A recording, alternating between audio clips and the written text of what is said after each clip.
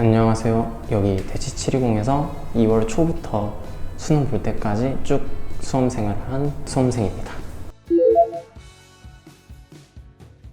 작년 수능 보기 전까지만 해도 재수 계획이 전혀 없었는데 그 수능에서 정말 말도 안 되는 등급을 받아버려서 12월 달은 이제 집에서 막 폐인처럼 지내다가 처음에는 독재를 하고 싶었어요. 근데 1월 달에 그래서 동네에 다니던 학원에 계속 다녔는데 1월 달 공부해보고 느낀 점은 고3 때랑 달라진 게 없다 였어요. 그러니까 아무리 독재를 해서 시간 늘려도 내가 가지고 있는 정보량과 내가 가지고 있는 의지는 사람이 바뀌지 않고 환경이 바뀌지 않는 한 크게 달라지지 않겠다 싶어서 재종 학원을 알아보다가 너무 큰 대형 학원 같은 경우에는 오히려 저 같은 중하위권 학생을 잘 볼 수 있는 시스템이 부족하더라고요. 그래서 오히려 대형 학원이 아니라 소수의 학생을 잘 케어해주는 학원이 어디 있을까 하고 인터넷에서 찾아보다가 여기 대치 710에 대해 알게 되었고, 와서 상담을 받았을 때도 확실히 저 같은 중하위권 성적의 학생들을 케어하기에 적절한 시스템이다 라고 판단해서 2월 달에 다니기 시작했고, 그 선택을 수능 볼 때까지 쭉 이어갔습니다. 작년 수능은 일단 국어 같은 경우에는 화법과 작문 응시했고, 수학은 확률과 통계, 그 다음에 선택 과목은 세계지리와 사회문화를 응시했고, 등급은 각각 국어 5등급, 수학 4등급, 영어 3등급, 세계지리 4등급, 그 다음에 사회문화 2등급을 받았습니다. 그리고 올해 수능은 선택 과목을 거의 바꿨어요. 국어 같은 경우에는 화법과 작문에서 언어와 매체로, 그 다음에 수학 같은 경우도 확률과 통계에서 기하를 여기 와서 처음 시작했고, 언어와 매체도 마찬가지고, 그 다음에 선택 과목도 사회문화는 그대로 유지하고, 그 다음에 세계지를 생활과 윤리로 바꿔서 등급이 11, 2, 2, 1로 오르게 되었습니다. 바꾸긴 해야겠는데 뭐로 바꿔야 될지 모르겠어서 약간 고민하던 와중이었는데, 학원 처음 왔을 때 수학 같은 경우에는 대표님이 수학을 하시거든요.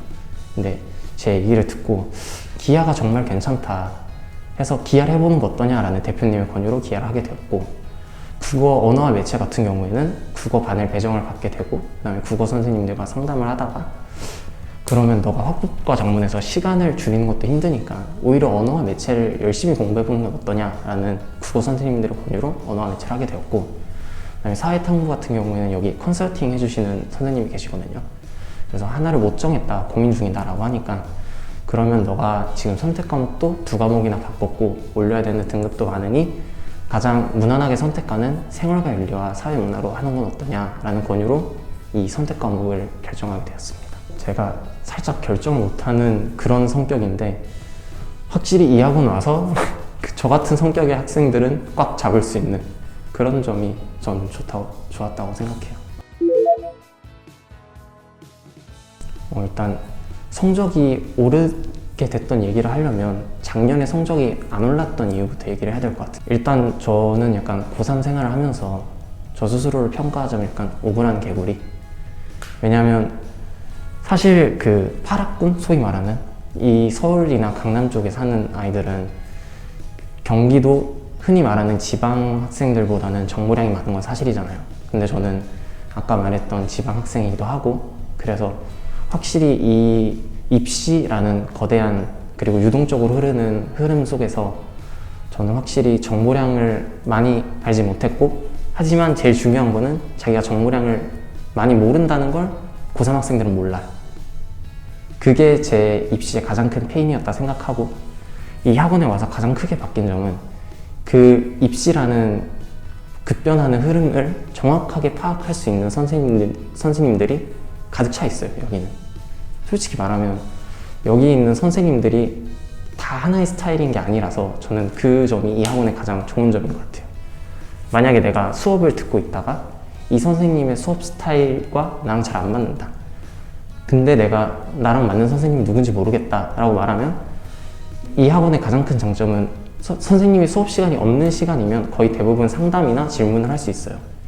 그래서 상담 신청을 해서 제가 뭐 개념이 부족하다, 아니면 문제 응용이 부족하다, 아니면 내가 진짜 뭐가 부족한데 그게 뭔지 모르겠다, 이런 식으로 상담을 가도 모든 선생님들이 다 친절하게 답변을 해주세요.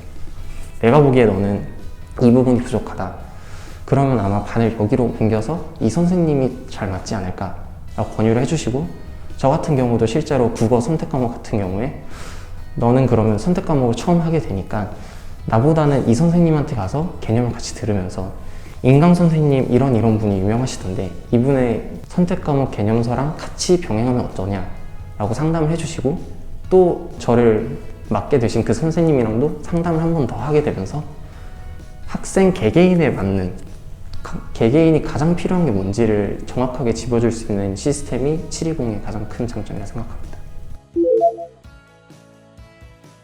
대표님도 자부심을 가지고 있는 칼 같은 관리가 가장 제일 중요한 것 같아요. 칼 같은 관리라 하면 뭐가 칼 같은 관리지 싶긴 하겠는데, 정말 간단하게 이 학원에서 오래 있으면 있을수록 약간 공부만 할 수 있는, 공부에 전념할 수 있는 환경을 만들어주고, 또 학생이 열정이 있으면 선생님들이 그 열정을 받아서 배로 돌려준다는 게 제일 큰 장점인 것 같아요. 큰 대형 학원에 그 체계적인 관리를 따오고, 또 중소 학원에서의 개개인 케어 시스템을 따온 점, 일단 그 두 개가 적절히 조화된 게 9점을 준 이유이기도 하고, 근데 10점을 주지 않은 이유는 이 학원에서 제가 유일하게 느꼈던 단점이, 의지가 없는 학생 같은 경우에는 아까 말했듯이 자기 원하는 대로 상담을 받을 수 있지만 의지가 좀 부족한 학생들한테는 오히려 좀 독이 될 수 있다. 근데 그걸 반대로 또 해석하면 내가 진짜 이 재수 생활을 통해서 내 인생을 걸고 내 인생을 한번 바꿔보고 싶다라는 학생이면 저는 이 학원에 오는 걸 절대 반대하지 않아요. 만약에 1월이나 2월 이 초반부터 내가 진짜로 내 이 수능 성적 가지고는 진짜 못 살겠다, 내 인생을 한번 드라마틱하게 성인이 되는 출발점을 좀 바꿔보고 싶다, 이 의지만 있으면 대표님을 비롯해서 여기 계신 모든 선생님들은 다 진지하게 수업을 해주시고 학생의 점수를 끌어올리는데 정말 다들 진심이라고 생각하셔서 저는 의지만 있다면 이 학원에 오는 걸 정말 추천합니다. 저는 평가원 모의고사 봤을 때 2번이랑 사설 모의고사를 제일 잘 봤을 때, 무엇보다 슬럼프가 왔을 때가 기억에 제일 많이 남는 것 같아요. 일단은 제가 역 통학하기에는 거리가 좀 있어서 여기 학원 기숙사 있기 때문에 거기서 숙박을 했는데, 그러다 보니까 이제 친구들 만나는 것도 좀 적고 거의 없다시피 하고, 그렇게 학원에 다니면서 학원 친구들이랑 대화를 했는데, 슬럼프는 아마 디데이 한 50일에서 70일 사이 정도, 그 사이에 그 사설 모의고사를 이 학원에서 되게 많이 봐요. 그게 한 3주 연속으로 바닥을 쳤던 적이 있어요. 그래서 그때 되게 힘들었는데, 그때 이 학원 친구들과 얘기를 하면서 풀기도 하고, 그 다음에 저를 담당해 주시는 국어 선생님, 수학 선생님, 각 과목 선생님들한테 상담을 요청해서 이 문제를 틀렸다, 제가 보기에는 이 부분이 부족해서 틀린 것 같습니다, 선생님은 어떻게 생각하세요? 라고 다 일일이 시험을 망할 때마다 상담을 받고, 그래서 그때마다 선생님들이 그 부분은 아마 이런 방법을 해결할 수 있지 않을까, 아니면 이 부분은 이 사설 기관이 너무 오버해서 낸 것 같다, 이 문제에 너무 얽매이지 말고 네 실력을 믿어라 라고 격려를 해주시기도 하고, 그래서 학원 친구들과 선생님들의 이제 탄탄한 컨설팅? 상담을 통해서 극복해낼 수 있었던 것 같습니다. 저는 무조건 올 것 같아요. 다만 2월달 초반에 왔다고 했지만 좀 더 기간을 앞당겨서 1월달쯤에 와서 선택 과목도 그냥 싹 다 이과로, 그냥 그 정도 말고는 제 결정에는 크게 바꾸고 싶은 부분은 없어요. 아까 말했듯이 빡빡한 관리라고 했잖아요. 이 학원이 실제로도 빨간 날에 거의 안 쉬어요. 유일한 휴식이라고는 이제 일요일에 평소보다 한 4시간 정도 일찍 끝나서 외부에서 식사할 수 있는 그 정도 뿐인데, 저는 그게 저처럼 약간 묶여 살면 그냥 수긍하면서 사는 사람이라면 장점이라고 생각하는데, 오히려 내가 약간 묶여있으면 뭘 못하겠다 싶은 학생들한테는 그게 오히려 단점이기도 했고, 자기 본인이 이제 내 인생을 바꾸고 싶다라는 강렬한 동기, 절박함이 없으면 이 학원에서 정해주는 규율을 따르기도 쉽지 않을 것 같아요. 왜냐면 내가 내 인생을 바꾸고 싶다는 강한 동기가 없는데 재종 학원에 있는 건 저는 오히려 시간 낭비라고 생각해서 오히려 그런 학생들은 그냥 자기 인생의 동기부여를 찾는 편이 좀 더 낫다고 생각합니다. 모든 수험생이라면 국어, 수학.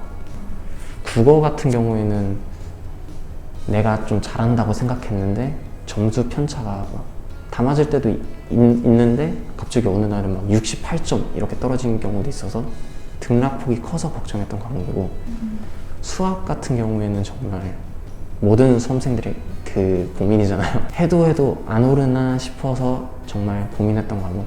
근데 아까 말했듯이 그 김석현 선생님과의 그 뭐 여러 가지 상담, 컨설팅 그런 거를 통해서 결국은 잘 극복해낼 수 있었던 과목이라 생각합니다. 일단 저는 수학 같은 경우에는 이 학원에서 정해주는 커리큘럼에서 크게 벗어나지 않았는데, 이 학원 특징이 처음 수학을 오게 되면은 개념서부터 시켜요. 등급이 어디가 됐든 바이블부터 시키는데, 저는 그래서 6평 보기 전까지 수원, 수투, 그 다음에 기하, 선택 과목까지 바이블을 총 3번을 돌렸고요.